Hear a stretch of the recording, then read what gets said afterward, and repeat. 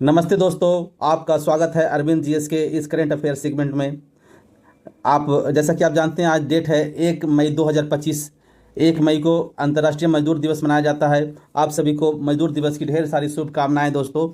तो आइए आज चलते हैं हम अपने करंट अफेयर के इस सेगमेंट में, जिसमें प्रतिदिन का करंट अफेयर का डिस्कशन करता हूं। इसमें करंट अफेयर साथ साथ जीके जीएस का भी पोर्शन इसमें इंक्लूड होते हैं दोस्तों। तो आइए इसमें बने रहिए, पूरे वीडियो पूरा ध्यान से देखिएगा। उसके बाद अगर आपको वीडियो पसंद आए तो कृपया कर इसको लाइक करेंगे, अपने दोस्तों के पास भी इसको शेयर करेंगे दोस्तों।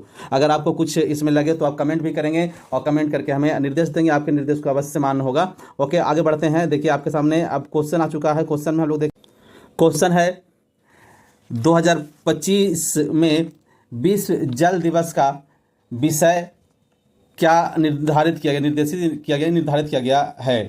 यानी कहने का मतलब है कि जल दिवस, जो विश्व जल दिवस जो मनाया जाता है, इसका थीम क्या है। आपसे क्वेश्चन ये पूछ रहा है, विषय क्या या थीम क्या है। इसका क्वेश्चन आपका ये है। ओके, तो सबसे पहले ये जान लीजिए जल दिवस मनाया कब जाता है। तो जल दिवस 22 मार्च को मनाया जाता है। 22 मार्च, याद रखें, 22 मार्च को जल दिवस मनाया जाता है। 22 मार्च को बिहार दिवस भी मनाया जाता है। बिहार दिवस, ओके, बिहार दिवस भी मनाया जाता है आपको 22 मार्च को। ठीक है दोस्तों।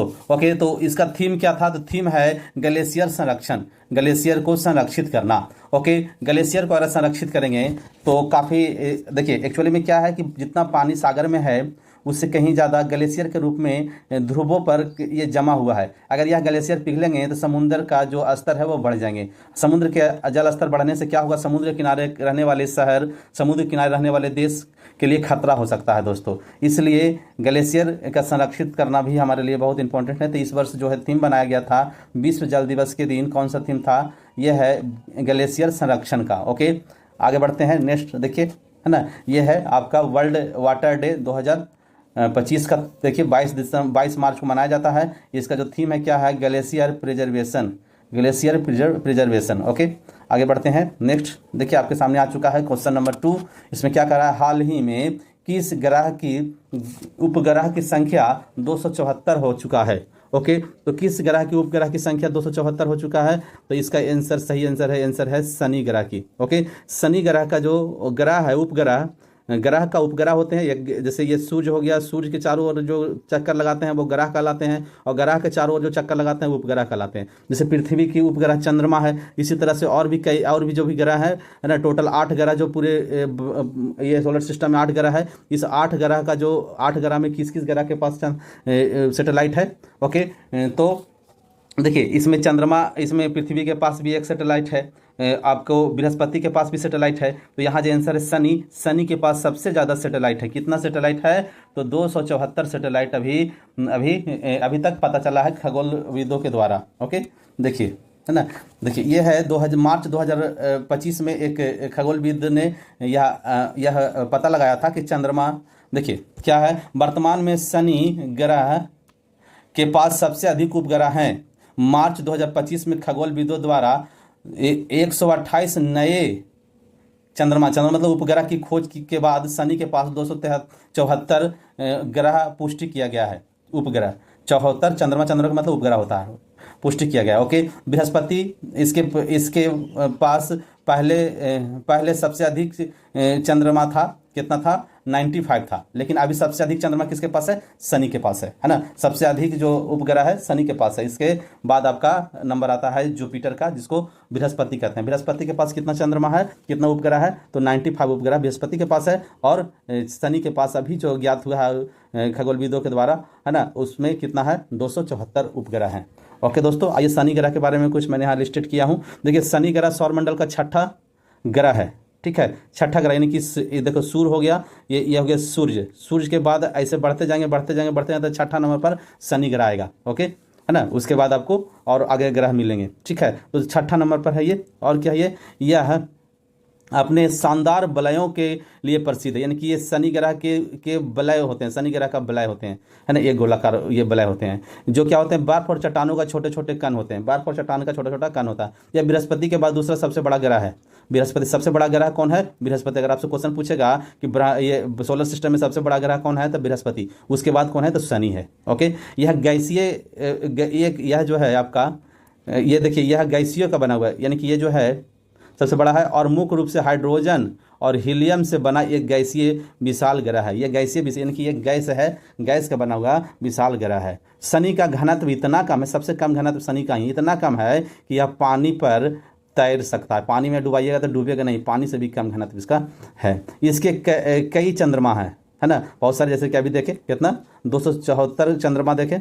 ओके, इसमें सबसे देखिए टाइटन एक चंद्रमा है जो सबसे बड़ा है और सौर मंडल में दूसरा सबसे बड़ा है। ठीक है, सबसे बड़ा ये है, यानी कि शनि ग्रह का जो उपग्रह है टाइटन, वह विश्व में दूसरा सबसे बड़ा उपग्रह है। ओके, ठीक है, और शनि का सबसे बड़ा उपग्रह है। ठीक है, टाइटन याद रखेंगे। आगे बढ़ते हैं। ठीक है, नेक्स्ट देखिए अगला क्वेश्चन आ चुका है। आईपीएल में सबसे कम गेंदों पर शतक लगाने वाला सबसे युवा बल्लेबाज कौन है?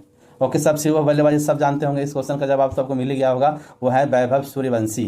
वैभव सूर्यवंशी बिहार के रहने वाले हैं। वैभव सूर्यवंशी ये जो है ये 35 बॉल में 100 रन मार चुका है। 35 बॉल में 100 रन। ओके, और ये जो है यह 14 वर्ष का मात्र एक लड़का है। ओके, ये राजस्थान रॉयल्स से खेलता है और आप गुजरात के खिलाफ इन्होंने 35 बॉल में 100 रन मारा है। ओके, देखिए ये हैं आपके हमारे वैभव सूर्यवंशी। ठीक है, ये मात्र 14 वर्ष के उम्र के हैं। देखिए 14 वर्ष की उम्र के हैं। ठीक है, इनका जो जन्म हुआ था 27 मार्च 2011 को इनका जन्म हुआ था, है ना। अभी यह 14 वर्ष का है।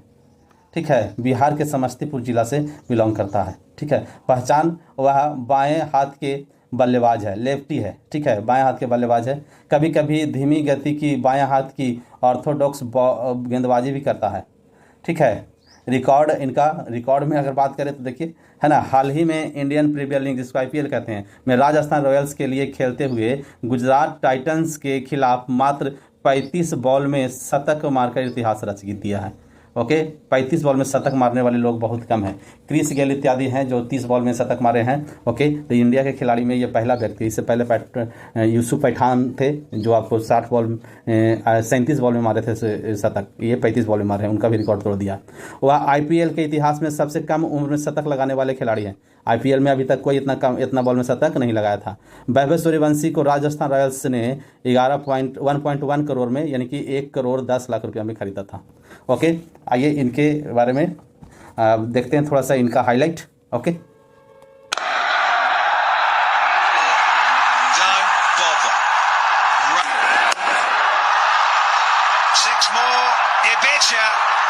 flick of the wrists and away she goes for the maximum. Good start to the fall. Numbers! New balls, please! Top 10 nearly. It's on the roof. Gonna need another ball for sure. It's stuck up there. Ah, yes! आगे देखिए। ठीक है, next question आ चुका है। अब देखिए question number fourth में क्या कहता है, भारत का राष्ट्रीय सुरक्षा सलाहकार कौन है? राष्ट्रीय सुरक्षा सलाहकार, ठीक है, सुरक्षा सलाहकार, नेशनल सिक्योरिटी एडवाइजर। ठीक है, नेशनल सिक्योरिटी एडवाइजर, है ना, एनएसए कहा जाता है। ये कौन है? तो ये सब जानता होगा। ये कौन है? ये हैं अजीत डोभाल। ठीक है, अजीत डोभाल हैं ये। ओके, है ना। बाकी और सबके बारे में जानते होंगे। अनिल चौहान, है ना, वो कौन है? सीडीएस हैं। ठीक है ना। एस जयशंकर हमारे विदेश मंत्री हैं। आगे देखिए और आपको मिलेंगे। देखिए अब सेना का बात आ गया, यानी कि अभी सेना का काफ़ी चर्चा चल रहा है, क्योंकि अभी पहलगाम का जो अटैक हुआ है उसके बाद हो सकता है कि भारत पाकिस्तान के बीच युद्ध ना हो जाए। ये सब स्थिति चल रहे हैं, तो ये जानना जरूरी है कौन हमारे सर्वोच्च सेनापति हैं, कौन हमारे क्या हैं। ठीक है, तो इसको जान लीजिए। सर्वोच्च सेनापति, है ना, भारत के जो सर्वोच्च सेनापति होता है वो राष्ट्रपति होते हैं। द्रौपदी मुर्मू हैं अभी राष्ट्रपति, है ना, तो वो सर्वोच्च सेनापति और सेनापति यही हैं। ओके, उसके बाद वायुसेना होते हैं, नौसेना होते हैं, थल सेना होते हैं। इसके ऊपर में एक होता है सीडीएस। ठीक है, सबसे ऊपर राष्ट्रपति, राष्ट्रपति के ऊपर सीडीएस, और सीडीएस के अंदर में होते हैं वायुसेना, नौसेना, थल सेना। ओके, तो सर्वोच्च सेनापति हो गए द्रौपदी मुर्मू, राष्ट्रपति। ओके, वायुसेना अध्यक्ष कौन है ना, तो अमरप्रीत सिंह, है ना, एपी सिंह भी इनको शॉर्ट में एपी सिंह कहा जाता है। एपी सिंह, ठीक है, एपी सिंह, है ना, 28वां है। ओके, नौसेना अध्यक्ष कौन है? नौसेना का अध्यक्ष कौन है? तो दिनेश कुमार त्रिपाठी, जो 26वां नौसेना अध्यक्ष हैं। ओके, थल सेना अध्यक्ष कौन है? तो उपेंद्र द्विवेदी, थल सेना अध्यक्ष 30वां हुए। Okay, chief of defence staff जिसको सीडीएस कहते हैं, सीडीएस, ये है lieutenant general Anil Chauhan, lieutenant general Anil Chauhan. Okay, ये CDS का पद जो है नया नया आया है, अभी वर्तमान गवर्नमेंट ने ही इसको इस पद को लाया है। ठीक है, तो पहली बार जो CDS बने थे वो बने थे बिपिन रावत, बिपिन रावत बने थे पहला CDS, समझ गए। ओके, है ना। आगे बढ़ते हैं नेक्स्ट। देखिए यहाँ पे, देखिए यहीं पे अभी मीटिंग चल रहा है। यहाँ देखिए भारत के बहुत बड़े बड़े लोग बैठे हुए हैं। इधर में हो गए मोदी जी हैं, इधर में रक्षा मंत्री आपका ये हो गया आपका हमारे रक्षा मंत्री राजनाथ सिंह, अजीत डोभाल, है ना, और तीनों सेनाओं के प्रमुख, और साथ ही साथ हमारे CDS साहब भी हैं अनिल चौहान। ठीक है, आगे बढ़ते हैं। नेक्स्ट क्वेश्चन आपके सामने आ चुका है। देखिए क्वेश्चन नंबर 5, उसमें क्या कहता है, वर्तमान में RBI के गवर्नर कौन है? RBI के गवर्नर कौन है वर्तमान में? ठीक है ना। तो ऑप्शन में आपके सामने आ चुका है। ऑप्शन ए है शक्तिकांत दास, ऑप्शन बी है उर्जित पटेल, ऑप्शन सी है संजय मल्होत्रा, ऑप्शन डी है सुमन केवैरी। ओके, तो इसमें कौन आंसर सही होगा? ठीक है, तो बहुत सारे स्टूडेंट तो मार रहे होंगे ऑप्शन ए, लेकिन ये ए सही नहीं है, ऑप्शन सी सही है। संजय मल्होत्रा जो है अभी RBI के गवर्नर है। ओके, इससे पहले शक्तिकांत दास थे, है ना। अभी कोई जान रहे होंगे तो शक्तिकांत दास जान रहे होंगे, चेंज होकर के बन गए हैं संजय मल्होत्रा। ओके, ये उर्जित पटेल भी गवर्नर रह चुके हैं, लेकिन ये कब, जब नोटबंदी हुआ था तो उस समय गवर्नर थे उर्जित पटेल। ओके, ये सुमन केवैरी ये जो है ये कौन है? तो ये नीति आयोग के अध्यक्ष हैं, नीति आयोग के उपाध्यक्ष, नीति आयोग के उपाध्यक्ष हैं, उपाध्यक्ष। ठीक है, कोई दिक्कत यहाँ तक, है ना। सुमन केवैरी याद रखेंगे, ये भी क्वेश्चन कई बार पूछे जाते हैं। सुमन केवैरी कौन है? तो नीति आयोग के उपाध्यक्ष हैं। आगे देखते हैं इसके बारे में। देखिए जितना भी अभी अध्यक्ष, अभी जो भी ये इंपॉर्टेंट पद पर हैं उनके बारे में जान लीजिए कौन कौन क्या है। ठीक है, देखिए नीति आयोग के अध्यक्ष प्रधानमंत्री होता है। नीति आयोग के जब भी जो भी प्रधानमंत्री रहेंगे, अभी मोदी जी हैं तो मोदी जी नीति आयोग के अध्यक्ष, क्योंकि नीति आयोग जो था पहले था योजना आयोग। ठीक है, याद रखिए योजना आयोग पहले था, योजना आयोग जो 5 वर्ष पर योजना बना करता था। ओके, तो यही बात 1 जनवरी 2015 को यही बन गया नीति आयोग। क्या बन गया? नीति आयोग। ठीक है, नीति आयोग बन गया। ओके, 1 जनवरी 2015 को नीति आयोग बन गया, और नीति आयोग जो योजना आयोग के अध्यक्ष था वही नीति आयोग के अध्यक्ष रहेंगे। ओके, तो योजना आयोग का आयोग प्रधानमंत्री होता था, नीति आयोग के अध्यक्ष प्रधानमंत्री हो गए। ओके, कोई दिक्कत यहाँ तक? आगे बढ़ते हैं। देखिए, ठीक है, देखिए ये अध्यक्ष नीति आयोग के कौन है? प्रधानमंत्री मोदी। उपाध्यक्ष कौन है? तो उपाध्यक्ष हमेशा बदलते रहते हैं, प्रधानमंत्री मोदी अध्यक्ष होते हैं, बाकी एक उपाध्यक्ष होते हैं। उपाध्यक्ष कौन है? तब यह है सुमन केवैरी। अभी हम लोग बात किए थे इसके बारे में, सुमन केवैरी उपाध्यक्ष हैं। ठीक है, CEO कौन है नीति आयोग के? ठीक है, तो ये हैं आपके BBR सुब्रमण्यम। संघ लोक सेवा आयोग। ठीक है, संघ लोक सेवा आयोग जिसको UPSC कहते हैं, UPSC, है ना। UPSC के अध्यक्ष कौन है? UPSC। ठीक है, तो प्रीति सूदन UPSC के अध्यक्ष हैं। ठीक है, देखिए विधि आयोग बना था, विधि आयोग 22वां, विधि आयोग 21वां। तो 21वां के अध्यक्ष हो गए बलबीर चौहान, और 22वां के अध्यक्ष हो गए ऋतुराज अवस्थी। ओके, अध्यक्ष महिला आयोग को विजया राहटकर। ठीक है, विजया राहटकर जो है आपके महिला आयोग के अध्यक्ष हैं। राष्ट्रीय पिछड़ा आयोग के अध्यक्ष कौन है? हंसराज गंगाराम अहीर जो है राष्ट्रीय पिछड़ा आयोग के अध्यक्ष हैं। ठीक है, कर्मचारी चयन आयोग जिसको SSC कहते हैं, SSC के अध्यक्ष कौन है? तो वो हैं S गोपाल कृष्णन। ठीक है, 7वें वित्त आयोग, जो 7वें वित्त आयोग चला है, अभी 8वें वित्त आयोग का मांग चल रहा है, जिससे सरकारी कर्मचारियों का पेमेंट बढ़ेगा। ठीक है, तो ये 7वां आयोग चल रहा है, 8वां आयोग आवेगा। तो 7वां आयोग के अध्यक्ष कौन है? तो वो हैं अशोक कुमार माथुर, याद रखेंगे, अशोक कुमार माथुर। ओके, देखिए ना, अध्यक्ष लोकपाल के अध्यक्ष कौन है? अजय मणिकराव खानविलकर, याद रखेंगे, अजय मणिकराव खानविलकर। ये जो हैं ये हैं आपके लोकपाल के अध्यक्ष हैं, लोकपाल। ठीक है, लोकपाल के अध्यक्ष कौन है? अजय मानिकराव खानविलकर जो हैं आपके अध्यक्ष। ओके, 16वें वित्त आयोग और 15वें वित्त आयोग अभी चल रहा है। ठीक है, अब गठन हो गया 16वें वित्त आयोग का। तब 15वें वित्त आयोग के NK सिंह थे, याद रखेंगे, NK सिंह थे। ओके, और DY रेड्डी 14वें के थे, और 16वें के कौन है? तो अरविंद पंगड़िया, याद रखेंगे, अरविंद पंगड़िया भी नीति आयोग के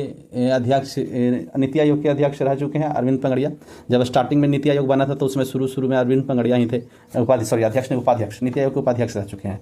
ठीक है, आगे बढ़ते हैं, है ना। भारत प्रतिस्पर्धा आयोग के अध्यक्ष कौन है? ये हैं आपके रवनीत कौर हैं। ठीक है, ओके, राष्ट्रीय अनुसूचित जनजाति के अंतर सिंह आर्य।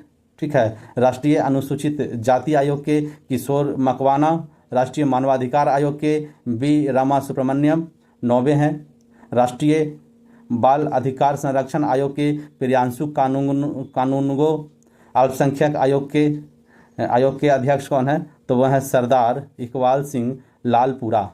सरदार इकबाल सिंह लालपुरा, याद रखेंगे, सरदार इकबाल सिंह लालपुरा। ये हो गया कुछ आयोग के अध्यक्ष।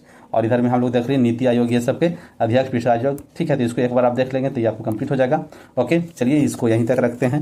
अगर आप हमारे चैनल पर नए होंगे तो कृपया करके सब्सक्राइब करेंगे। ओके, और यहाँ तक देखे होंगे वीडियो तो आपको अच्छा भी लगा होगा, लाइक करेंगे, अपने दोस्तों के पास भी शेयर करेंगे। अगर इसमें आपको कुछ ऐसा लगा होगा तो कमेंट भी करेंगे दोस्तों। ओके, चलिए अब इस वीडियो को मैं यहीं तक रखता हूँ। नेक्स्ट वीडियो में मिलता हूँ, तब तक के लिए बहुत बहुत धन्यवाद। नेक्स्ट वीडियो में आपको एक बहुत ही शानदार टॉपिक जो कल के आज की घटना जो घटेंगे उसके बारे में कल के वीडियो में आएगा, तो इसका इंतज़ार करते रहें दोस्तों। और अपने पढ़ाई को जारी रखिए, है ना। पढ़ाई है जो आपको सफलता तक ले जाएगा। बहुत बहुत धन्यवाद। थैंक यू वेरी मच दोस्तों। ओके।